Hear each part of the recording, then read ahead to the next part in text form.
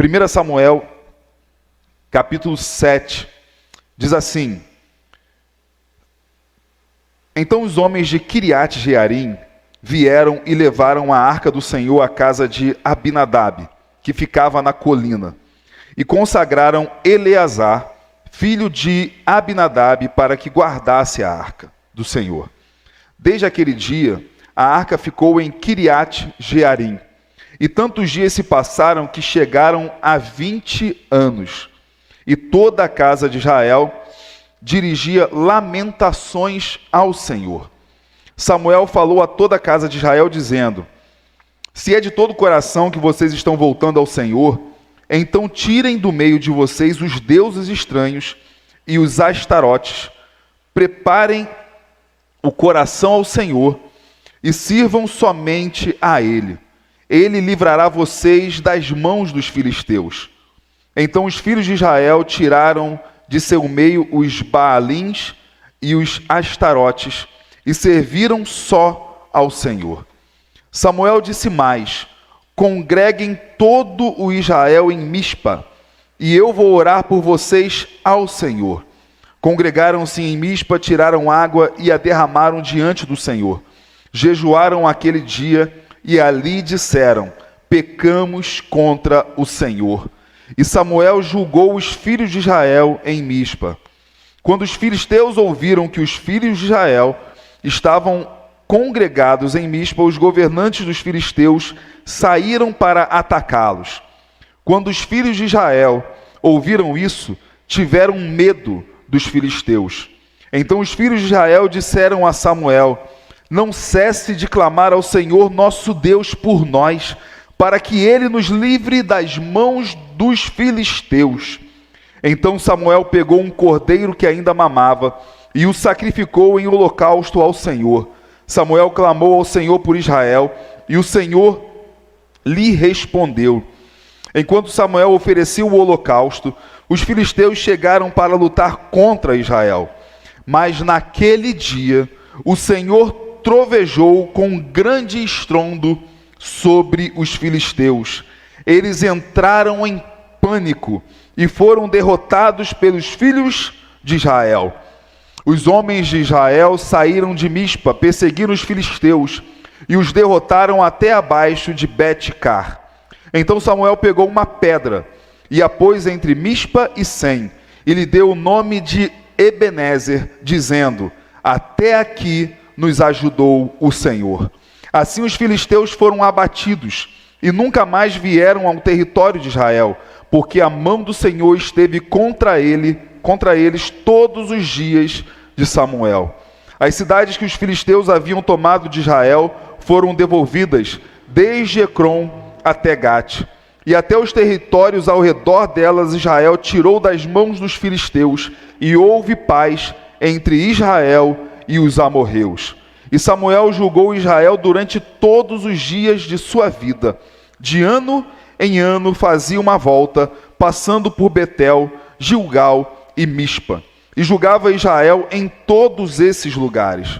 Porém voltava a Ramá, porque a sua casa estava ali, onde julgava Israel e onde edificou um altar ao Senhor.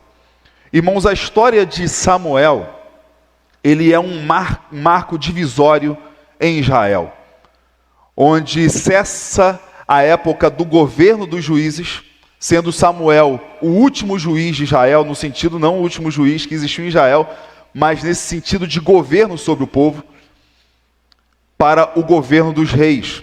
Samuel ungiu 2 reis de Israel. Ele ungiu o primeiro rei de Israel, que foi Saul, o rei segundo a vontade dos homens, e depois ele também ungiu o rei de Israel, esse sim segundo o coração de Deus, que foi o rei Davi. Samuel, irmãos, era alguém que poderíamos dizer que tinha tudo para dar errado, mas aquele homem simplesmente foi escolhido por Deus para ser poderosamente usado por ele. Já começando pela sua mãe, o livro de Samuel, 1 Samuel, começa com o clamor de uma mulher estéril, que ela não era a única esposa de seu marido tinha 2 esposas, sendo que a outra esposa dava muitos filhos e ela era estéril. Então ela ia, uma vez por ano, toda a família, ao santuário de Deus em Siló. E essa mulher, famosa por ser uma mulher de oração, que é Ana, lá clamou ao Senhor. E o clamor dela era por ter um filho. O sacerdote chegou a achar que ela estava embriagada. Talvez o sacerdote não sabia muito o que era uma mulher em oração, porque o sacerdote era quase que desviado, né, irmãos? Era um crente meio frio, assim, meio desconectado de Deus. Não vou dizer que não fosse crente, mas não era também um padrão de crente, o sacerdote Eli. E Ana fez um voto ao Senhor, de que se Deus desse a ela um filho, ela devolveria esse filho ao Senhor. E ela teria esse filho simplesmente até o momento em que ela desse a ele o alimento, né, de mamar, e logo depois que o filho desmamasse, ela entregaria ao Senhor e levaria ao santuário, onde lá ele seria então, cresceria completamente entregue ao Senhor. E o Senhor atendeu a oração de Ana e deu a ela este filho chamado Samuel. Deu também a Ana outros filhos. E Ana cumpriu o seu voto ao Senhor. Pare para pensar, irmãos. Uma mãe clamando por um filho e ela cumpre a vontade do Senhor. O filho ainda criança, ela leva o filho ao santuário para que ele crescesse então naquele lugar. E a gente poderia dizer o seguinte: é o melhor lugar para uma criança crescer. No lugar onde vivem os sacerdotes, sim. Se não fosse uma casa, se a mãe não entregasse numa casa com 3 homens desviados, que por incrível que pareça eram sacerdotes. Eu vou aliviar um pouco aqui a barra. Não eram 3 homens desviados, eram 2 muito desviados e um crente frio, ou diríamos assim, né, o famoso crente Raimundo, um pé na igreja e outro no mundo, mais ou menos assim, que era o sacerdote Eli. E os filhos dele, Rofni e Finéias, que também eram sacerdotes completamente desviados.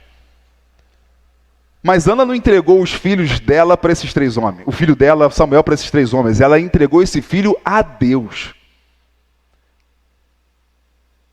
E aqueles homens não ouviam Deus, mas Deus falou à criança, Samuel. Samuel é conhecido por ser o menino que ouviu a Deus. E quando Deus quis falar com Eli, Deus falou com Samuel, ainda criança, para que Samuel falasse com Eli. E a palavra de Deus a Eli era de que Eli não criou seus filhos da forma correta. Deus falou com Eli que Eli permitiu que seus filhos fossem completamente, não sei nem que palavra aqui usar, porque o termo usado lá na Bíblia é filhos de Belial, que são filhos completamente desobedientes, filhos de uma vida devassa. Eles eram 2 sacerdotes, Rofni e Finéias, e eles viviam em devassidão. O adultério deles era conhecido de todo Israel. E Eli via isso, e todo Israel via isso, e Eli não fazia nada. A Bíblia, por exemplo, não desabona moralmente a Eli. Mas Eli é culpado por permitir que seus filhos manchassem o nome de Deus, manchassem o santuário. Os homens que prestavam sacrifícios a Deus, o próprio pai sabendo da vida de devassidão deles e nada fazia quanto aquilo. Foi nessa casa que Samuel cresceu. E Samuel, irmãos, é extremamente usado por Deus, poderosamente usado por Deus. Antes de Samuel antes de Samuel proclamar aquele lugar da vitória como Ebenezer, que parece que possivelmente aquele lugar já tinha esse nome, mas agora Samuel está trazendo um grande destaque do que significa Ebenezer, porque Deus deu uma vitória poderosa a Israel naquele lugar, sob a liderança de Samuel. Antes do Ebenezer, existe um outro nome destacado nesse contexto da história de Israel, que passa alguns anos, mas dentro da Bíblia são apenas alguns capítulos. Antes do capítulo 7 ter o Ebenezer, até que nos ajudou o Senhor, existe no capítulo 4 uma outra palavra de muito destaque. Que enquanto Ebenezer é o nome de um lugar, no capítulo 4, essa palavra de destaque é o nome de uma criança, de um menino, que foi dado a ele o nome de Icabô. E algumas outras traduções vem Icabode. Hoje as traduções mais vêm para Icabô, a tradução. Enquanto Ebenezer tem o significado de até aqui nos ajudou o Senhor, Icabô tem o significado de foi-se a glória de Israel. A glória de Israel foi embora. Icabô literalmente significa não a glória. Ebenezer literalmente significa pedra de ajuda. Por isso que a declaração na pedra de ajuda, Samuel declara, até aqui nos ajudou o Senhor. Icabô, não a glória, porque trazia o significado, foi-se a glória de Israel. Enquanto Samuel tem uma vida consagrada a Deus, e ele tinha tudo para dar errado, porque ele foi criado por homens de uma conduta muito ruim, e Samuel é um exemplo, irmãos, de como se pode romper com padrões ruins da sua casa. Porque embora Samuel fosse filho de Ana, a casa de Samuel não era a casa de Ana e Eucana, o pai. A casa de Samuel era a casa de Eli e de Rofini e Finés, porque era o lugar onde moravam os sacerdotes, e Samuel foi criado pelos sacerdotes. Porém, os sacerdotes tinham uma vida desviada de Deus. Era o lugar onde deveria ser consagrado, mas era completamente desconsagrado. Porém, Samuel, ele não repete o padrão. Samuel rompe com tudo o que há de terrível naquela casa. E poderíamos dizer o seguinte, irmãos: Samuel era o filho adotivo de Eli. E é justamente o filho adotivo que vai romper com a conduta ruim da casa biológica de Eli. Porque Samuel também foi criado por Eli. Mas pela graça de Deus, Samuel deu certo. Enquanto Rofini e Finéias foram uma desgraça. E quando eu falo desgraça, é desgraça mesmo, irmãos. Vamos voltar um pouquinho aqui e vamos ler o capítulo 4 de 1 Samuel. 1 Samuel capítulo 4, para a gente entender um pouquinho da história. Porque, irmãos, no capítulo 7 que a gente leu, fala sobre uma celebração acerca, e algumas declarações acerca da Arca da Aliança.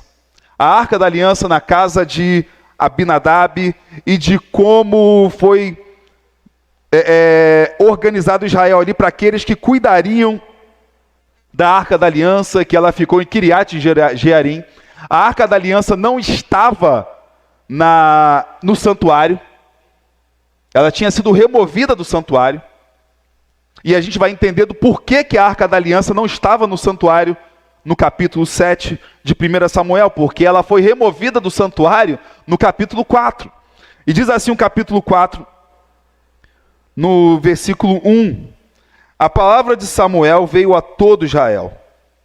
Israel saiu à batalha contra os filisteus e acampou em Ebenezer.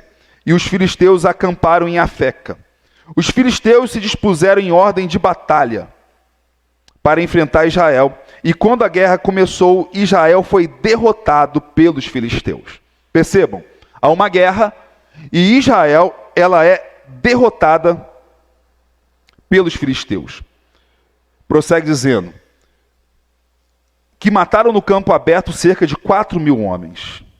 Quando o povo voltou a Arraial, os anciãos de Israel disseram: por que o Senhor nos derrotou hoje diante dos filisteus? Israel começa a perguntar: por que que nós perdemos a batalha? E aí tiveram uma ideia: vamos trazer de Siló a arca da aliança do Senhor para que esteja no meio de nós e nos livre das mãos dos nossos inimigos. A arca da aliança era uma caixa, um baú, que ficava no Santo dos Santos, o lugar onde o sumo sacerdote entrava uma vez por ano para prestar o sacrifício pelo perdão dos pecados de todo o povo. A Arca da Aliança ela era feita de ouro, de madeira, e ela tinha a estátua de querubins, de 2 anjos na sua ponta, na sua tampa, e aquela tampa era chamada de propiciatório, porque propiciação tem significado da remissão dos pecados, de tirar os nossos pecados, e era onde se derramava o sangue do sacrifício. Na Arca da Aliança, o sumo sacerdote, uma vez por ano, derramava o sangue do sacrifício pelo perdão dos pecados de todo Israel. E aí tiveram a ideia, vamos trazer a Arca da Aliança aqui para o campo de batalha, porque a gente perdeu a batalha. Qual a solução que eles acharam? Vamos trazer a Arca da Aliança, porque a Arca da Aliança representa o quê, irmãos? A Arca da Aliança representa a presença de Deus. Então a lógica deles é o seguinte, vamos trazer a presença de Deus para o campo de batalha, trazendo o quê? A Arca da Aliança. Essa Arca da Aliança, irmãos, ela ficava guardada dentro da Arca da Aliança 3 coisas que representavam a libertação do povo de Israel do Egito. Um cajado de Arão, que floresceu, então aquela madeira morta, ela floresceu, ela foi guardada dentro da Arca da Aliança, que era o cajado do primeiro sumo sacerdote, que foi Arão. Foi guardada as 2 tábuas da lei, que eram as 2 pedras que continham os 10 mandamentos, foram guardados dentro da Arca da Aliança, e uma porção do maná, a comida que Deus fazia cair do céu enquanto Israel caminhou por 40 anos no deserto até a terra prometida. Então isso estava guardado dentro da Arca da Aliança.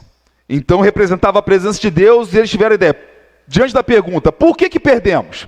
Vamos trazer a Arca da Aliança. E aí, irmãos, os sacerdotes eram para dizer, não é assim não. Não é desse jeito. Mas os sacerdotes eram Hofni e Finés, irmãos. Os caras eram tralha, tranqueiro, os caras eram vida louca, meu irmão. Aí aquela música daquele ex-menudo, né? Viva la vida louca. Era o Hofni e Finés, mas num sentido completamente ruim. Os caras eram depravados, os caras se prostituíam, os caras não entendiam nada de Deus.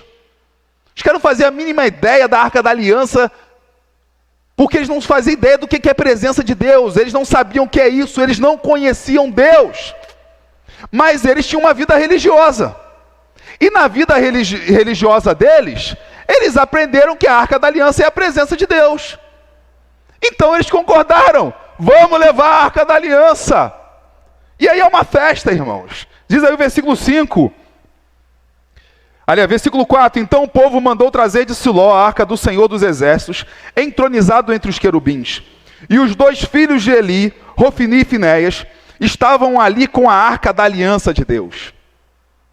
Quando a Arca da Aliança do Senhor chegou ao arraial, os israelitas gritaram tão alto que o chão tremeu. Pare para pensar, ô povo adorador, né, irmãos? A vibração de que o chão tremeu, só com um grito.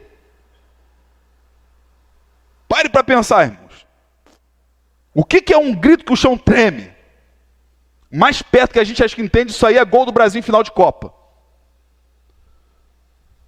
No nosso país, acho que o mais perto talvez chegue a isso. A gente não tem outra coisa que a gente comemora, nem isso a gente comemora mais. Está ruim para o nosso lado, que até no que a gente era bom a gente é ruim. Mas isso aí, vamos com a misericórdia do Senhor. E os 2 filhos de Hofni e Finés estavam com... Aliás, versículo 5. Versículo 6 agora. Os filisteus ouviram a voz do júbilo e disseram, que voz de grande júbilo é esta no arraial dos hebreus? Então souberam que a arca do Senhor havia chegado ao arraial.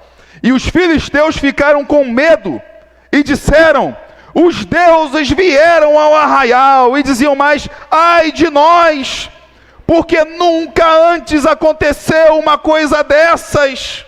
Quer dizer, nunca ninguém tinha sido louco de levar a Arca da Aliança para o campo de batalha, mas o Hofni e Finés eram os caras, meu irmão. Eles levaram. Ai de nós, os filisteus, quem nos livrará das mãos desses deuses poderosos? Perceba, são deuses que atacaram os egípcios com todo tipo de pragas no deserto. Você pare para pensar, irmãos, quando a pessoa ouve uma notícia, mas não sabe da notícia inteira. São os filisteus. Eles sabem algo de Israel, mas eles não sabem tudo. Então eles tiveram medo. Se eles conhecessem Israel melhor, eles não teriam medo nenhum. Porque eles saberiam que o seguinte, trazer aquele objeto, mas não ter uma vida consagrada a Deus, pelo contrário, não está trazendo Deus para perto. Está despertando a ira de Deus por tratar algo de uma forma tão relaxada. Mas os filisteus não conheciam muita coisa de Israel. Percebam que os dizeres deles estão cheios de erros. Primeiro, eles falam que quem vai livrar eles desses deuses poderosos? Eles não sabem que Israel é o povo de um único Deus. Talvez até porque pode ser que eles conhecessem alguns israelitas que adoravam deuses estranhos, porque lá em 1 Samuel 7, a gente lê o texto, onde Samuel manda eles se livrarem dos deuses falsos. Os Astarotes e os Baalins. Porque havia muita gente adorando Deus falso. Outra coisa, que os hebreus não conhecem a história de Israel. Do versículo 8 ainda diz assim, são os deuses que atacaram os egípcios com todo tipo de pragas no deserto. Deus não atacou os egípcios com praga no deserto. Deus atacou o Egito com pragas no Egito, na cidade, no meio da população ali que as pragas. O povo de Israel que caminhou no deserto. Mas as pragas não foram no deserto, as pragas foram lá nas possessões do Egito. Então eles conheciam um pouquinho a história, mas eles não sabiam muito bem. Porém, irmãos, chega um objeto sagrado no meio do acampamento do exército de Israel. Os caras gritam de um jeito que o chão treme. O inimigo pensou o quê? Lascou para o nosso lado. Porque agora a gente vai ter que lutar contra os deuses deles. Porém, um comandante filisteu disse o que no versículo 9? Sejam fortes, filisteus. Comportem-se como homens, para que não venham a ser escravos dos hebreus, como eles já foram escravos de vocês. Comportem-se como homens e lutem. Parece até que o lado bom está do lado deles, né, irmão? Então os filisteus lutaram. E Israel foi o que, irmãos? Derrotado. E cada um fugiu para a sua tenda. Foi uma grande derrota, pois foram mortos de Israel 30.000 homens. A arca de Deus foi tomada, e os 2 filhos de Eli, Hofni e Finéias, foram mortos. Irmãos, quando Israel experimentou a derrota anterior para os filisteus, eles perguntaram, por que o Senhor nos derrotou diante dos filisteus? E sabe quantas pessoas tinham morrido, irmãos? Quantos homens de Israel tinham morrido naquela primeira guerra? 4.000 homens. Aí eles tiveram a ideia, vamos trazer a Arca da Aliança. Fizeram festa, meu irmão. O inimigo ficou com medo. E aí foi para a guerra. Antes morreu 4.000. Agora morreram quantos? 30.000. A derrota foi muito maior. Por uma série de coisas, irmãos. Primeiro, Israel não estava com o Senhor. E o Senhor ali também não estava com Israel. Israel estava brincando com Deus. Israel estava achando que podia fazer chacota das coisas do eterno. Israel santificou objetos sem conhecer Deus como pessoa. O que Israel fez, irmãos, é o que a gente pode fazer quando a gente usa esse lugar aqui de uma forma supersticiosa. Ah, se eu estiver naquele lugar vai dar tudo certo na minha vida. Não vou casar no salão de festa não, vou casar no templo lá que meu casamento vai dar certo. Mas se você não tiver uma vida onde você busca consagrar seu casamento, meu irmão, não é ter casado nesse lugar que vai fazer seu casamento ser bom. Ah, é ali, naquele lugar ali que eu quero fazer tal coisa ou aquilo outro lá, tem que estar lá. Não, eu vou para o culto da virada para adorar o meu Deus. Não, eu vou para o culto da virada porque eu tenho que começar o ano com as energias. A pessoa não vai usar essa palavra, né, irmãos? Mas com as energias que aquele lugar ali vai me trazer. O que aconteceu com Israel, irmãos? Quando Israel pensa que está com Deus e não está, e eles fazem um barulho imenso com aquilo, eles alertaram os filisteus. Sabe o que aconteceu, irmãos? Israel não se preparou para a batalha, porque Israel achou que simplesmente porque a Bíblia estava naquele lugar ali, tudo ia dar certo, e não leu a Bíblia e nem viveu o que a Bíblia revela, e nem buscou o Senhor nesse livro sagrado, simplesmente colocou ele como um objeto naquele lugar. Eu estou usando a Bíblia aqui como exemplo, irmãos, porque a gente não tem a Arca da Aliança aqui agora. Eu usei o templo como exemplo porque a gente não tem a Arca da Aliança aqui, então a gente pode usar o templo como eles usaram a Arca da Aliança, a gente pode usar a Bíblia como eles usaram a Arca da Aliança. Usar como um objeto, mas sem estar de fato vivendo a presença com um Deus que se revela nesse livro. O que aconteceu com o inimigo? Ao ver aquela agitação, ao ver o objeto sagrado no campo de batalha, eles se prepararam melhor. Eles pensaram, caramba, os deuses deles estão com eles. Então, se a gente estava com esse tipo de preparação aqui para a guerra, agora vamos preparar desse jeito. Se a gente se treinou uma vez para a guerra, agora vamos treinar 10 vezes. Se a gente ia botar 20 mil dos melhores soldados na frente para a gente já chegar arrasando, agora vamos botar 40, vamos botar 60, vamos com força total. Por quê? Porque os deuses dos caras estão com eles. O objeto sagrado deles, que é poderoso e que derrotou os egípcios há muitos anos atrás, agora está no campo de batalha. Está ruim para o nosso lado. A gente vai ter que se preparar melhor. E o que aconteceu? O inimigo se preparou melhor. E Israel achou que estava com Deus, mas não estava com Deus coisa nenhuma. A derrota foi maior. Isso acontece constantemente com a igreja no Brasil, irmãos.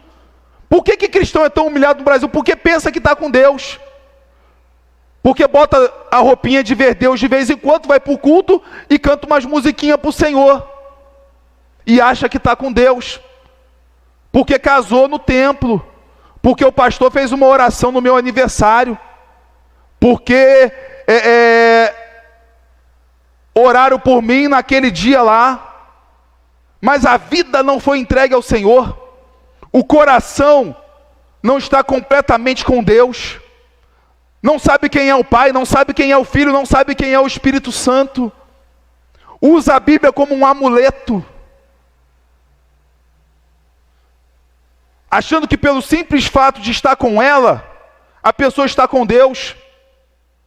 Sendo que o diabo conhece esse livro. E ele pode usar as palavras desse livro para corromper o nosso coração. Irmãos, o diabo foi abusado, ele usou a Bíblia para tentar Jesus, irmãos. Ele levou Jesus até o alto do templo e falou, se joga daqui, porque está escrito. E aí o diabo citou um salmo. Dará ordem aos teus anjos a seu respeito e eles te socorrerão. O diabo botou Jesus no lugar alto do templo e falou, se joga daqui e cumpre aquilo que está escrito no teu livro. O que Jesus respondeu? Não tentarás o Senhor teu Deus. Mas o diabo usou a Bíblia com Jesus. A gente acha que o diabo não vai ter a audácia de usar a Bíblia muito mal interpretada, completamente distorcida com a gente? O cara foi cara de pau de tentar, irmãos, corromper a Bíblia diante de Jesus. Irmãos, é muita audácia, irmãos. É muita cara de pau. Mas isso aconteceu e está escrito lá para a gente se ligar. A Arca da Aliança é poderosa, irmãos. Mas usar ela de uma forma supersticiosa, por simplesmente achar que Deus vai fazer o que a gente quer porque aquele objeto sagrado está ali. Ah, Deus vai ter que me abençoar aqui agora, porque se Ele não fizer agora, a igreja vai ficar envergonhada. Deus vai lá e envergonha a igreja, meu irmão. Porque a gente quer tentar Deus, quer barganhar com Deus. Ah, eu fui lá e orei pela cura e falei que é em nome de Jesus, porque se Jesus não curar, vai ser o nome de Jesus que vai ser envergonhado, vai ser nada, meu irmão. Eu fui lá e declarei, e decretei, e vai acontecer porque eu usei o nome de Jesus. Lembra dos homens que expulsavam demônios para poder engrandecer o nome deles?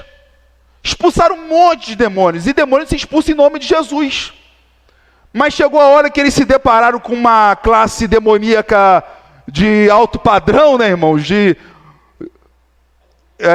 Se defrontaram com tava só o general, o almirante e o brigadeiro, né? Todo lá. E os demônios, irmãos, da patente mais alta, chegaram para aqueles caras e disseram: Jesus a gente conhece. Paulo, a gente conhece também. Quase que eu falei aqui um outro jeito que... Mas vocês... Quem são vocês? Meu irmão, e deram uma coça nos caras. Que os caras estavam brincando com o nome de Jesus. Brincando com o nome de Jesus. Aí ele diz assim, não, mas é só usar o nome de Jesus, mas usar o nome de Jesus, muitas vezes, irmão, só de uma fórmula mágica. Os discípulos de Jesus mesmo conseguiram expulsar alguns demônios, e teve um momento que eles não conseguiram expulsar os demônios. E Jesus falou o que para eles? Esta casta não sai a não ser com oração e jejum. Você não precisa apenas dizer palavras mágicas, você precisa ter uma vida consagrada a Deus. Só que os discípulos não estavam brincando, irmãos, então eles também não apanharam do demônio. Mas o demônio também não saiu. Aliás, os demônios, né, a legião, não saiu. Então, irmãos, a história aqui mostra para a gente o seguinte: o nosso Deus é uma pessoa que nos chama a um relacionamento real com Ele. Os objetos consagrados a Deus, eles são meios a qual a gente se apropria para se achegar a Ele. A Bíblia Sagrada é o que a gente tem de objeto mais precioso para se achegar a Deus. Não tem nenhum objeto maior do que a Bíblia Sagrada. Mas a Bíblia Sagrada não é o fim a qual nós buscamos. A Bíblia Sagrada é um meio para a gente se achegar ao Deus que se revela por meio dela. Então não é simplesmente li esse texto aqui e pronto. Porque às vezes acha que é o seguinte, é só chegar e dar uma palavra de ordem.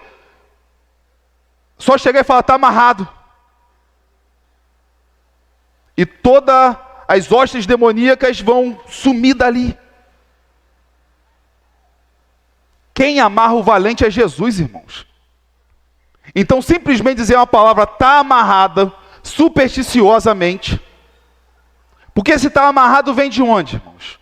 De uma palavra que Jesus fala.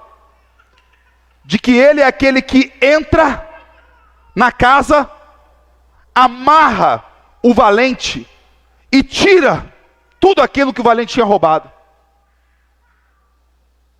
Saqueia de volta, né? Então simplesmente a pessoa usar a palavra está amarrado, achando que é um chavão, ou de uma forma supersticiosa, porque o poder está nessa palavra, mas a pessoa não está em uma vida de intimidade, de consagração ao Deus que amarra o diabo, ao Jesus que amarra Satanás. Essa palavra não tem poder nenhum, irmãos. Porque não há poder no que a gente fala, não há poder nos objetos, o poder está no Deus que age por meio de nós. O Deus verdadeiro e santo que age por meio da Escritura Sagrada. Por quê? Porque diz a palavra, toda a Escritura é inspirada por Deus e útil ao ser humano.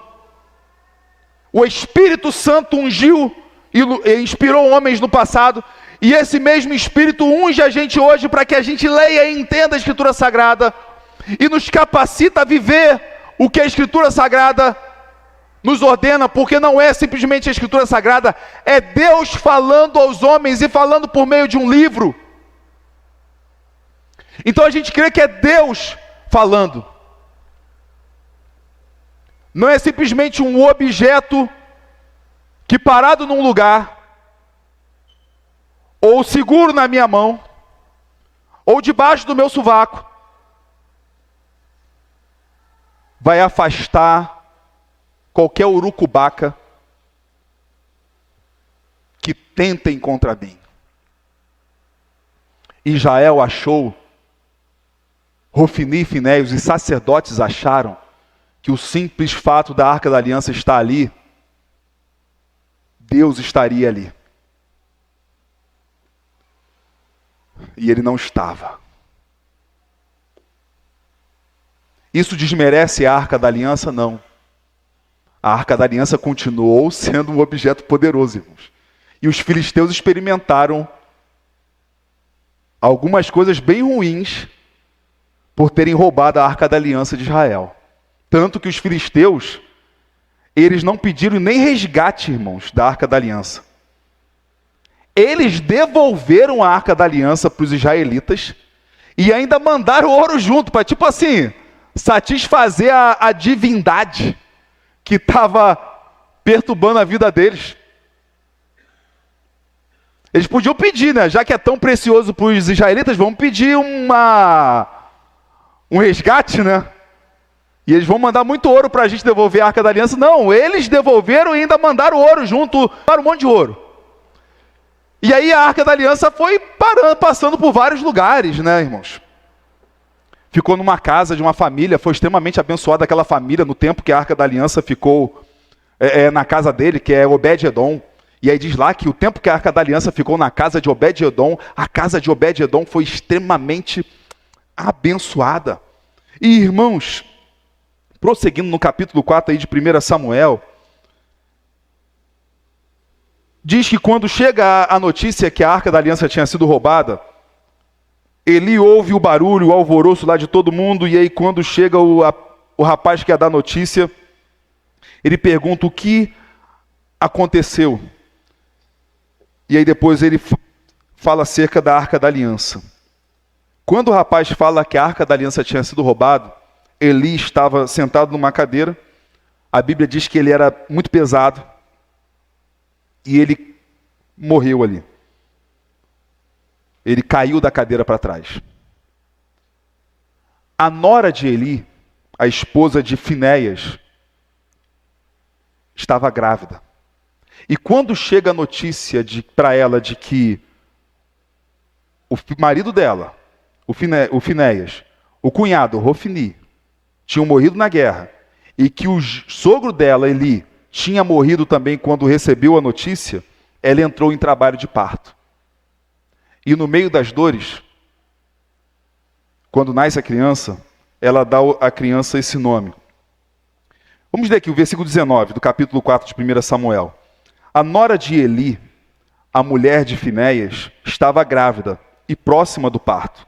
Quando ela ouviu estas notícias de que a arca de Deus havia sido tomada e de que seu sogro e seu marido tinham morrido, encurvou-se e deu à luz, porque as dores lhe sobrevieram. Quando ela estava morrendo, as mulheres que a ajudavam disseram: não tema, porque você teve um filho. Ela, porém, não respondeu, nem fez um caso disso, mas deu ao menino o nome de Icabô, dizendo: foi-se a glória de Israel. Ela disse isto porque a arca de Deus havia sido tomada, e por causa de seu sogro e de seu marido. E falou mais: foi-se a glória de Israel, pois a arca de Deus foi tomada. E pare para pensar, irmãos, esse menino Icabô, não tem mais nada acerca dele na história, ele cresce com essa marca. O pai estava morto. O pai viveu uma vida completamente profana. O pai tratou o objeto sagrado do templo de uma forma supersticiosa e leviana. O pai não estava presente ali. Por que eu estou dizendo assim, irmãos, que o pai não estava presente ali? Porque tem um outro nome muito ruim que uma mãe dá a um filho, que é quando Raquel, que era mãe de José, mulher de Jacó, que já tinha um filho que era José, ela dá à luz a um outro filho. E ela morre no parto.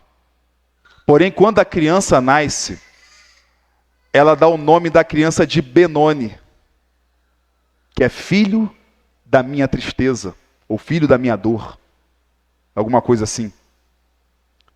E morre, Raquel morre. Jacó, que tinha um nome ruim dado pelos pais, que é Jacó, que significa usurpador, ele não quis a mesma coisa para os filhos, mas ele quis romper com aquilo. Não, já tive um nome ruim, não vou deixar um nome ruim para o meu filho também. E ele dá um outro nome ao filho dele, que é Benjamim, filho da minha mão direita, quer dizer, filho da minha força.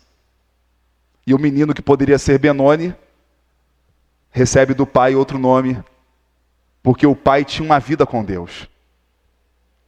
O pobre do Icabô, ele tinha um pai que só fez besteira e acabou morrendo de uma forma completamente insana no campo de batalha. E o nome dele ficou Icabô. Foi-se a glória de Israel.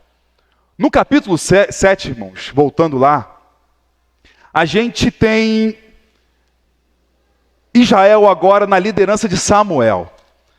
Já não é mais esses 3 sacerdotes, Eli, muitos anos já se passaram. Samuel, que era novinho ali, Samuel agora já cresceu, já amadureceu, e ele é o grande líder de Israel.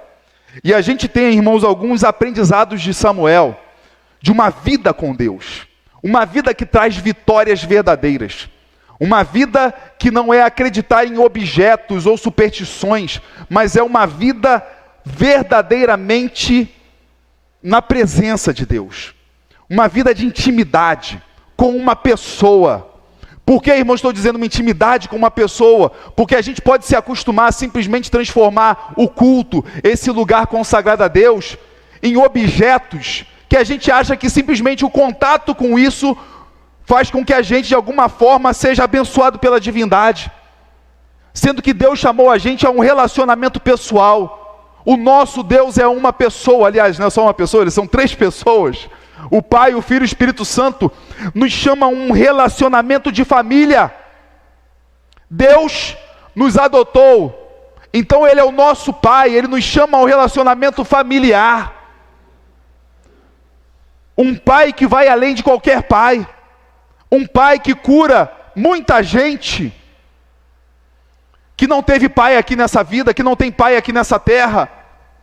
Ou teve um pai que não foi pai. Ou teve um pai que não pôde criá-lo, porque infelizmente o pai partiu muito cedo. E aí é a injustiça desse mundo. Não por erro do pai. E a criança, né, cresce órfão. Outros são órfãos porque foram abandonados mesmos. Por pais que sumiram, ou por pais que às vezes mesmo estão dentro de casa, não é presente na vida do filho. Para aqueles que tiveram um bom pai, eles vão poder experimentar ainda mais da presença desse pai e entender a paternidade dos seus pais terrenos e a paternidade do Pai Celestial, e ver se os nossos pais terrenos foram bons, o nosso Pai Celestial ainda é superior. Porque os nossos pais terrenos querem nos proteger, mas eles são limitados para nos proteger. Eles morrem. O nosso Pai Celestial nos guarda a todos os momentos, em qualquer instante, Ele está conosco a toda hora. Aquele que não teve um pai aqui nesta terra, ele pode ser curado da sua orfandade. E eu diria, irmãos, que tem muita gente que teve bom pai aqui nessa vida. Tem bom pai, mas é órfão, vive como se fosse órfão espiritual. E eu fico pensando no Samuel, irmãos. Samuel tinha um bom pai, que era o Eucana, tinha uma boa mãe, que era a Ana. Por que eu digo que Eucana era um bom pai? Porque Eucana era um bom marido. Quando Ana era triste, porque não tinha filho, e Eucana tinha filhos com a sua outra esposa, que era Penina, o pai de Samuel fala para Ana: eu não te sou melhor do que muitos filhos. E a Ana não diz que não era. Só que marido é marido, filho é filho, o amor é diferente. Ela não está colocando-se diante de Deus o seu sofrimento, a sua dor, por ser uma esposa mal amada. Porque, embora o Eucana tivesse outra esposa, a esposa que ele amava era a Ana. E se ele dava algo para Penina, ele dava muito mais para Ana, mesmo Ana não dando filhos a ele. Pare para pensar, irmãos, naquele período muitos homens tratariam muito mal uma mulher estéril. Eucana nunca deixou de amar Ana por ser estéril, como Abraão nunca deixou de amar Sara por Sara ser estéril, como Isaac nunca deixou de amar Rebeca por Rebeca ser estéril, como Jacó nunca deixou de amar Raquel por Raquel ser estéril. Fazer a estéril mãe de filhos é algo comum na história bíblica. Mas não foi Ana e Eucana que criaram o Samuel. Quem criou o Samuel foi quem, irmãos? O Eli, que não soube criar os filhos dele, o Hofni e Finéias. Mas Samuel nunca foi um órfão, nem do seu pai que morava longe, Eucana, e nem do seu pai celestial, porque desde criança ele era um menino que ouvia a Deus. Pelo menos se teve uma coisa que o Eli soube ensinar para ele, foi pelo menos saber ouvir a Deus. Porque quando Samuel ouve a voz dele, Samuel, Samuel, Samuel vai até o Eli e fala, Senhor, me chamou. Ele, não, chamei não. Samuel volta para o quarto dele. Daqui a pouco de novo, Samuel, Samuel. Samuel corre de novo para o Eli, o Senhor me chamou. Eli, não. Samuel volta para o quarto dele. E de novo a voz, Samuel, Samuel. Samuel corre de novo para o quarto de Eli e pergunta, Senhor, o Senhor está me chamando? Aí é a hora que eu falei, irmãos, que o Eli não era completamente desviado. Ele era mais ou menos. Aquele homem acho que foi salvo. Os filhos dele já não digo nada não, irmãos. Eli entende que era o Senhor, Yahvé, Deus, chamando Samuel. E aí ele ensinou Samuel a ouvir a Deus, irmãos. Ele não ouvia não, mas pelo menos ele soube o Samuel ouvir, ensinar o Samuel a ouvir. E ele falou para o Samuel, Samuel, quando ele te chamar de novo, responda o seguinte, fala que teu servo ouve. Fala que teu servo ouve. Irmãos, Samuel não era órfão espiritual, nem porque o Eucana morava longe, nem porque o Eli era um péssimo pai, porque Samuel foi criado com um pai celestial, desde a sua infância. Tem gente, irmãos, que teve bom pai, mas ainda não conseguiu entender a paternidade de Deus, e vive como um órfão espiritual. Acha apenas que Deus é um juiz, e Ele é um juiz, o juiz supremo. Acha que Deus é apenas o general dos exércitos, e Ele é o general todo-poderoso. Acha que Deus é apenas o rei, e Ele é rei. Mas Ele é o rei que é seu pai, Ele é o general que é seu pai, Ele é o juiz que é seu pai. Um soldado diante do general fica em posição de sentido. A pessoa diante do juiz se levanta, e diante do rei também. Mas a criança que é filha do rei, seja filha do juiz, seja filha do general, ela corre e se lança aos braços do seu pai, e agarra o seu pai, e beija o seu pai, porque ela respeita o juiz, ela respeita o general, ela respeita o rei, mas acima de tudo, ele é seu pai. E tem muita gente que ainda não entendeu, irmãos, que Deus é pai. Então o proceder de Samuel liderando Israel é muito diferente, irmãos, do proceder de Hofni e Finéias. Aí diz lá no capítulo 7, irmãos, Samuel ensina o povo a ser fiel a Deus. Versículo 3, vamos ler juntos, 1 Samuel 3. Diz assim, vamos ler juntos. Samuel falou a toda a casa de Israel, dizendo, se é de todo o coração que vocês estão voltando ao Senhor, então tirem do meio de vocês os deuses estranhos e os astarotes. Preparem o coração ao Senhor e sirvam somente a Ele. Ele livrará vocês das mãos dos filisteus. Quando deram a ideia para Hofni e Finéias, por que a gente perdeu? Aí alguém diz, se a arca estivesse aqui, a gente ia vencer. Aí falam para Hofni e Finéias trazem a arca. Faz maior festa, né, irmão? Maior gritaria e maior derrota. De novo a arca da aliança está no meio da história. Ela está rodando de lugar em lugar. E aí, irmão, Samuel organiza tudo ali, e os israelitas organizam as coisas, aliás, e a arca vai ficar na casa de Abinadab, em Kiriat Jearim. E aí se passam 20 anos. E agora, novamente, os israelitas estão diante dos filisteus, como aconteceu em vários momentos da história deles. Israel não vê em si mesmo força para vencer os filisteus. E mais uma vez eles vão buscar o líder espiritual deles. Porque Samuel não era apenas um juiz, ele era o líder espiritual de Israel. Esse líder espiritual não vai dizer, vamos na casa de Abinadab pegar a arca da aliança e trazer para o campo de batalha. Não. Não adianta apenas acreditar num objeto sagrado. Se Deus não quer consagrar apenas objetos, Ele consagrou objetos também, mas Ele quer consagrar muito mais, Ele quer consagrar a sua vida, irmãos. A gente às vezes faz do outro um objeto sagrado. Por exemplo, eu sou o pastor, eu sou o objeto sagrado de muita gente. Pastor, se o senhor está aqui e fizer a oração, eu falo assim, meu irmão, sabe por que eu chamo as pessoas para vir aqui à frente? E às vezes eu peço desesperadamente para vocês virem e orarem pelas pessoas? Sabe por quê, irmãos? Porque pode ser que o dom de curar naquela noite, Deus não tenha dado para mim, tenha dado para um de vocês, e vocês não vieram aqui orar pela pessoa. Só que tem muita gente que acha que o pastor é um objeto sagrado. Se ele orar, o inferno treme.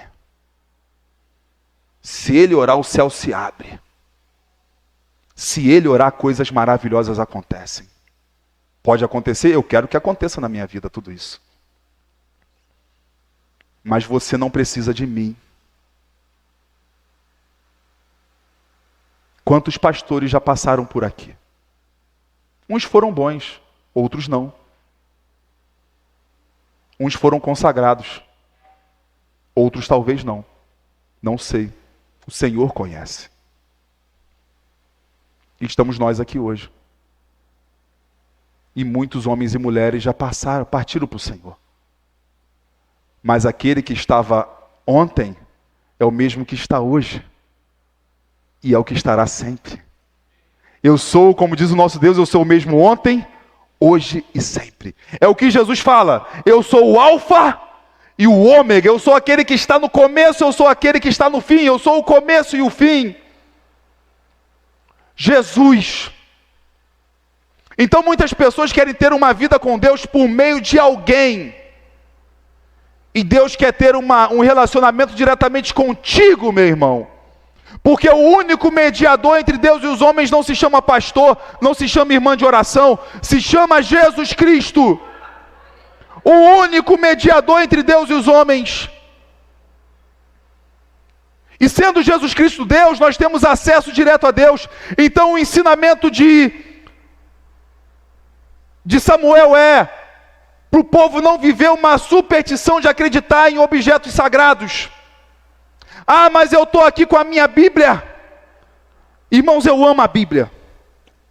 E cada Bíblia que eu compro, eu me apaixono por ela. E tem as Bíblias que eu tenho, tem um monte de Bíblia em casa, e tem a Bíblia que eu uso para pregar. Essa aqui é a Bíblia atual que eu uso para pregar. Porque a Bíblia anterior que eu usava para pregar, o suor da minha mão já acabou com a capa dela. Aí eu compro outra Bíblia para pregar. Só que essa aqui é boa demais, essa aqui é a Bíblia de couro de verdade. Aí eu fiquei pensando assim, Senhor, eu gosto tanto de comprar a Bíblia para eu pregar, e essa aqui talvez não acabe nunca. Eu vou ter que ter outra reserva para pregar junto com ela, porque essa aqui é original, couro original. Então o que acontece, irmãos? Mas eu amo a Bíblia. Eu amo abraçar a Bíblia. Tem gente que criticou tanto o pastor Lucinho, né, porque ele cheirava a Bíblia. Acabei de cheirar aqui também, o cheiro é maravilhoso, porque não tem cheiro de livro empoeirado. Tome cuidado ao cheirar sua Bíblia, irmãos. Eu vou cheirar a Bíblia, porque o pastor cheirou lá no culto. Aí daqui a pessoa vai tomar Lexofedrin, histamina, estamin, antihistamínico, qualquer um que seja, porque está com uma alergia danada, porque a Bíblia está toda empoeirada. É como dizem por aí, né, irmãos? Se você quer conhecer se a Bíblia é de um evangélico... Já contei isso aqui, né? Se você quer saber se a Bíblia é de um evangélico ou de um católico, cheira a Bíblia. Se tiver cheiro de poeira, é de católico. Se tiver cheiro de sovaco, é de evangélico. Então, o que acontece, irmãos? Porque às vezes, irmão, a gente critica o católico, não vejo o católico carregando a Bíblia, mas às vezes a gente só está carregando a Bíblia como um objeto.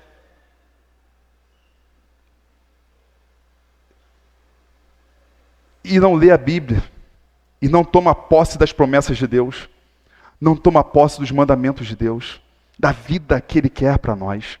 Perceba, irmãos, o que Samuel está prometendo aqui vem da parte de Deus. Ele está dizendo: Deus livrará vocês das mãos dos filisteus. Ele vai fazer isso. Mas Ele também quer que vocês façam algo. Porque antes eles acharam que só trazer a Arca da Aliança ali, só trazer a Bíblia para o meio do culto e ficar levantando a Bíblia. Aleluia! Oh, faz um barulho aí, meu irmão! E o inferno vai tremer, os demônios vão ficar com medo da gente. Aí o demônio vai lá e toma posse do cara. Por quê? Porque o cabra não está com Deus, meu irmão. Ele usa Deus na hora que ele quer, para um objetivo sei lá o que dele. E depois ele descarta Deus. Mas não, é viver com o Senhor. É se achegar a Ele de todo o coração. Então, o que Samuel diz no versículo 3? Se é de todo o coração que vocês estão voltando ao Senhor, está pedindo fidelidade. Está pedindo também exclusividade. O nosso Deus é um Deus de exclusividade, irmãos. As outras religiões sempre vão falar mal da gente. Quando se fala sobre o problema da intolerância religiosa, o problema é sempre a gente, que é intolerante com os outros. Porque é difícil, irmãos. Porque sempre vão ter gente como intolerante. Sabe por quê? Porque aquela outra religião lá tem vários deuses. Mas esse livro que eu creio que foi inspirado pelo nosso Deus, pelo Espírito Santo, e a palavra verdadeira à humanidade, ele diz para mim, essa palavra eu creio que é fiel e verdadeira, que só existe um Deus. Se só existe um Deus, significa que os deuses dessas outras religiões são falsos. Só que a gente aprende a respeitar o indivíduo de qualquer religião. Só que aí, quando a gente prega a palavra, a gente vai dizer que só existe um caminho para Deus, e esse caminho é Jesus Cristo, porque é o que a Bíblia diz, é o que Jesus disse: eu sou o caminho, a verdade e a vida, ninguém vem ao Pai a não ser por mim, Jesus disse. Então todos os outros caminhos que dizem por aí são falsos, e aí a gente é intolerante religioso, porque a gente está dizendo que a religião dos outros é falsa, e aí vão dizer para a gente: vocês são intolerantes porque vocês se acham certos. Não é que a gente se acha certo, é que o nosso Deus diz que todas as outras coisas são falsas, somente Ele é verdadeiro, então a gente não pode viver outra coisa. Ah não, eu vou servir ao Deus da Bíblia, mas vou servir também o Deus daquela outra religião. Você não está servindo ao Deus da Bíblia. Perceba o que o Deus da Bíblia diz aqui, irmãos: se é de todo o coração que vocês estão voltando ao Senhor, então tire do meio de vocês os deuses estranhos e os astarotes. Preparem o coração ao Senhor e sirvam somente a Ele. Sirvam somente a quem, irmãos? A Ele. E aí vamos parar de tirar deuses falsos da religião, irmãos. Seu marido pode ser um Deus falso na sua vida, quando você coloca Ele acima de Jesus Cristo. Sua esposa pode ser uma deusa falsa, quando ela está acima de Jesus Cristo. Seus pais, seus filhos, o seu trabalho, a sua casa, o seu carro. Porque falso Deus não é apenas aquilo que se refere a uma falsa religiosidade, mas falso Deus é tudo aquilo que eu coloco acima do Deus santo e verdadeiro, e dou aquilo todo o meu coração. Fidelidade, irmãos. Não adianta carregar um objeto sagrado se não houver fidelidade, se o coração não for completamente dele. Samuel ensina mais também ao povo de Israel, irmãos. Eu vou ler aqui uma citação, irmãos, acerca desse versículo, da Bíblia A Mensagem de Estudo, a Bíblia de Estudo A Mensagem, do Eugene Peterson. Diz assim: o apelo de Samuel para que se livrasse, o apelo de Samuel a Israel para que se livrasse dos deuses e das deusas estrangeiras, foi um apelo para que se purificassem da cultura ao redor. Percebe, irmãos? Se purificar da cultura ao redor. Nós temos a nossa cultura e a nossa cultura nos afasta do nosso Deus. Baal, a divindade masculina, e Astarote, a divindade feminina, eram divindades dominantes da cultura cananeia. Tratava-se das potestades locais da fertilidade, o que significava que seus adoradores provavelmente tenham se envolvido na prostituição cultural, tanto masculina quanto feminina. No passado tinha muito isso, irmãos, prostituição cultural. A pessoa tinha relações com o sacerdote da deusa tal, ou sacerdote do deus tal, e aquela é uma forma de adoração ao Deus. Assim como também sacrifícios de crianças. O culto pagão estava baseado na crença segundo a qual as ações humanas forneciam os elementos decisivos para o que acontece na vida, e que os deuses podiam ser subornados para que fizessem os humanos prosperar. Então as pessoas subornavam os deuses falsos. Quando Hofni e Finés levam a Arca da Aliança para o campo de batalha, eles querem subornar o Deus verdadeiro. Muito da religião, visto dessa perspectiva, a cultura contemporânea dificilmente pode ser distinguida da cananeia. Muito da religião contemporânea não passa de uma tentativa de manipular Deus para obter algo dele. Muito da religião contemporânea não passa de uma tentativa de manipular Deus para obter algo dele. Portanto, não podemos entender a pregação de Samuel como uma mera campanha por decência moral.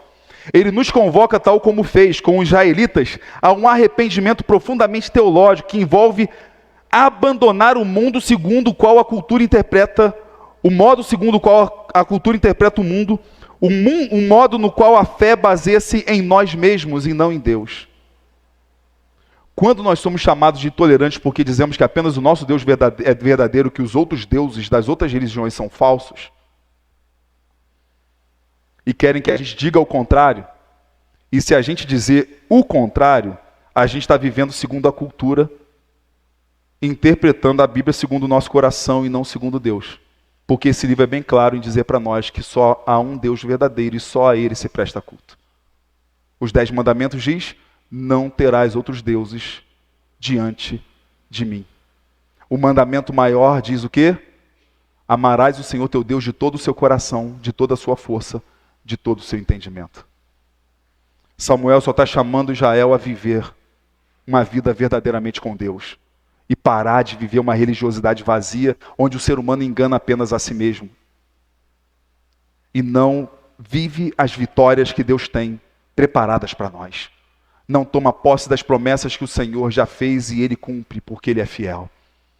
E aí prossegue no versículo 6, além da fidelidade, Samuel ensina o povo a prestar culto a Deus. Versículo 6 diz assim, vamos ler juntos: congregaram-se em Mispa, tiraram água e a derramaram diante do Senhor. Jejuaram aquele dia e ali disseram: pecamos contra o Senhor. Irmãos, o que acontece? Perceba aí. Samuel chamou eles para quê, irmãos? Congregarem. Para eles se reunirem. Hoje a cultura diz que você não precisa se reunir com seus irmãos, porque você busca a Deus, somente você e Ele. E realmente a gente precisa ter momentos que a gente busca a Deus somente a gente e Ele, mas a gente precisa ter momentos que a gente busca a Deus com uma multidão, a gente precisa ter momentos que a gente busca a Deus com um grupo menor, a gente precisa disso tudo, irmãos. É só você pensar, quem é a verdade para a gente? É Jesus. Jesus se reunia com uma pessoa só, Ele e uma pessoa. Jesus se reunia com 3 pessoas, que era Pedro, Tiago e João. Jesus se reunia com 12 pessoas, que eram seus 12 discípulos. Jesus se reunia com 70 pessoas. E Jesus se reunia com quem, irmãos? Com uma multidão de mais de 5 mil homens, quando ele fez, por exemplo, a multiplicação dos pães e peixes. E se eram 5 mil homens, eram mais de 10 mil pessoas, porque só contabilizaram os homens. Mas Jesus era seguido mais por mulheres do que por homens. Então, se tinha 5 mil homens, tinha umas 7 mil, 8 mil mulheres. Fora crianças. E aí a pessoa vem dizer que não precisa, aí eu vou acreditar na pessoa e não vou acreditar em Jesus. Ah, Jesus nunca disse isso. Como que não? Se ele fazia isso, se ele vivia isso. Como que não? Se Jesus disse, edificarei a minha igreja, as portas do inferno não prevalecerão contra ela. Como que não? Se Jesus chamou 12 discípulos e mandou eles fazerem mais discípulos e ensinarem essas pessoas. Eles congregaram, prestaram culto a Deus, e aí depois tiraram água e derramaram diante do Senhor um ato de oferta e dedicação total a Deus. E derramar água também pode trazer o significado de purificação, como no batismo, que também representa purificação, serem purificados seus pecados. Outra coisa, irmãos, eles jejuaram aquele dia. Irmãos, é importante que jejuemos.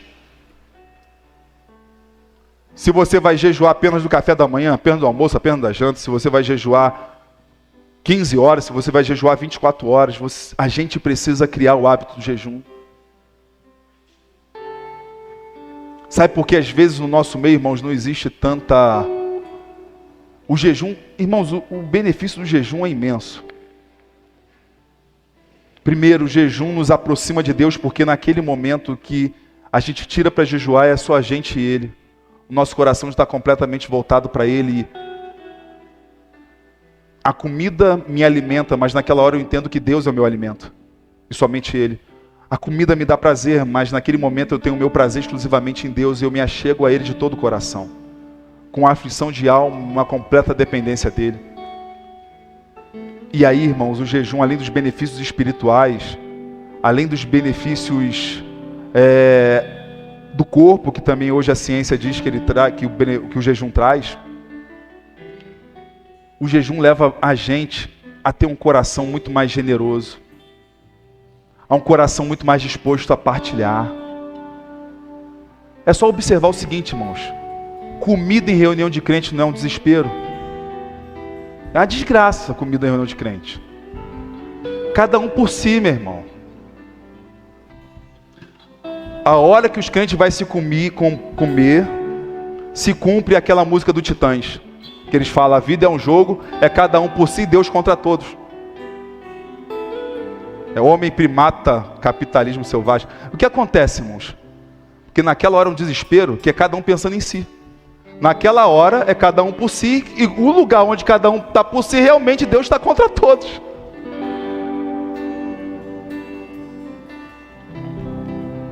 Mas quando a pessoa jejua, ela está tão acostumada a abrir mão do alimento, que ela não vai se importar se naquele dia a comida foi pouca, os irmãos comeram e ele não comeu. Ele está acostumado a abrir mão de comer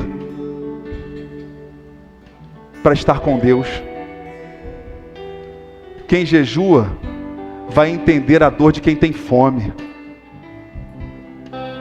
Embora os jejuns curtos, a pessoa não chega a ter fome. Ela simplesmente sente algo por causa que ela está indo contra o seu hábito costumeiro de comer. Mas ela sente essa sensação de quem não tem nada para comer. O jejum tanto nos aproxima de Deus, irmãos, quanto nos aproxima uns dos outros e nos leva a uma vida de generosidade, misericórdia, de empatia e de não colocar o seu estômago na frente de tudo, mas banir o jejum do nosso meio. Ah, porque os discípulos de Jesus não jejuavam. Os discípulos de Jesus não jejuavam, Jesus falou porque ele estava ali. Se o jejum é para eu ter aquele momento onde eu vou me achegar mais a Deus, para que os 12 apóstolos jejuaram se Jesus estava ali, irmãos? Aí Jesus falou: mas vai chegar tempo em que o noivo vai ser tirado. O noivo é Jesus. Quando ele for tirado, eles jejuarão. Porque agora Jesus está presente, não na esfera física, mas ele está presente espiritualmente. E o jejum, ele é um instrumento para que a gente cresça nessa espiritualidade, nessa vida de intimidade, para que a gente experimente o sobrenatural. E não importa, irmão, se o seu jejum vai ser mais curtinho. Comece a ter o hábito de fazer. Consulte a sua saúde, se você pode ou não. Embora tem gente que é malandro, falando, não, eu não posso por causa de saúde. Nunca perguntou para o médico. Deixa de ser esperto, meu irmão. Tu é malandro de onde? Pergunta para o médico se tu pode ou não. Talvez o médico vai até dizer para você, se pode. Você deve. Da pessoa que glória, meu, e você vai sair triste, porque você não queria ouvir isso. Mas aí Deus falou pela boca do médico. Eles jejuaram, e mais, eles declararam, confessaram seus pecados, reconheceram seus erros. Dizem o quê? No final, pecamos contra o Senhor. Para a gente deixar de ser aquela geração de pessoas que só aponta o pecado dos outros. Todo mundo peca, todo mundo erra, mas não diz e não admite o erro diante do Senhor. Sou eu que me voltei contra o Senhor. Samuel ensina esse povo a ser fiel a Deus de todo o coração. Samuel ensina esse povo a cultuar a Deus, congregando, jejuando, admitindo pecados, purificando a sua vida. Samuel ensina esse povo a orar, versículo 8 e 9. Samuel clamou ao Senhor por Israel, e o Senhor lhe respondeu. E o Senhor deu o que a Israel naquele momento, irmãos, quando então Samuel ora? O que aconteceu quando Hofni e Finéias, irmãos, chegaram com a Arca da Aliança no acampamento, no arraial do exército de Israel? Israel gritou tão alto que a terra tremeu. Mas era um tremor produzido pelo ser humano. Quando Samuel ora, Deus responde. Deus responde como, irmãos dos céus? Deus troveja. Deus troveja, o que significa que a terra treme de novo, mas agora não é um tremor produzido pelo ser humano, é o tremor que Deus fez. Nós podemos às vezes no culto ter arrepio que a gente produziu, como a gente pode ter um arrepio no corpo, uma sensação de que foi de fato o Espírito Santo. E quando é o Espírito Santo, Ele vai me levar a um coração fiel a Deus. Ele vai me levar a cultuar Ele de verdade. Ele vai me levar a uma vida de oração. E Ele vai me levar a reconhecer que em mim não há glória alguma. Que na minha pessoa não há o porquê eu me exaltar. A glória é toda dEle. Quem faz é Ele. Irmãos, eu estava lendo um comentário de 1 Samuel, de um comentarista inglês, de um pastor inglês chamado John Goldingay. Comentário histórico para todos, né? Comentário segundo dos livros históricos. E a esposa dele é cadeirante, e ele conta um exemplo falando sobre o Ebenezer. Até aqui nos ajudou o Senhor, a pedra de ajuda. Porque existem múltiplas formas que Deus ajuda. E ele cita o exemplo que uma vez ele indo para a igreja, algumas vezes ele indo para a igreja com a esposa dele, empurrando a cadeira de roda da esposa dele, às vezes a roda quebra. E dá um problema ali na roda, alguma coisa assim. E ele fala que uma vez um cara parou no carro e foi ajudar ele. Então aquele tempo que ele levaria longo e um serviço mais mal feito, foi feito muito rápido. Era um serviço que ele podia fazer. Mas com a mão do cara que ajudou ele, o serviço foi muito mais rápido e ficou muito melhor. E ele pôde seguir com a esposa dele para a igreja. Mas ele fala que quando a esposa dele se sente mal, em algumas enfermidades, não tem nada que ele pode fazer. E nem nada que alguém ali vai poder ajudar. Ele tem que pegar e levar para o médico. E lá só quem vai ajudar ela é o médico. Ele não pode fazer nada. E ele compara isso, essa relação de ajuda que nós temos com Deus. Há coisas que somente Deus vai fazer, mas Ele pede o seguinte: faz isso aqui, e eu vou te ajudar. E existem coisas que a gente não pode fazer nada, é só Ele. Por exemplo, Deus deu uma vitória a Israel. E Samuel falou que aquele lugar era Ebenezer, pedra de ajuda. Até aqui nos ajudou o Senhor. Deus, somente Deus poderia dar aquela vitória a Israel. Deus foi quem trovejou e fez o chão tremer de verdade, sem produção humana. Mas Deus mandou Israel fazer alguma coisa. O que Ele mandou Israel fazer? Entregue o seu coração completamente ao Senhor. Ele é fiel a vocês, sejam fiéis a Ele. Cultuem o Senhor, adorem a Ele. Congreguem-se, reúnam-se, jejuem, purifiquem a vida de vocês. Israel ora junto com Samuel. E eles não precisaram lutar, eles só precisaram lutar a batalha para depois perseguir os inimigos e vencer. Porque Deus colocou os inimigos com medo, mas foi um medo de verdade. Não foi aquele medo de antes, que só levou os filisteus a ficarem melhores.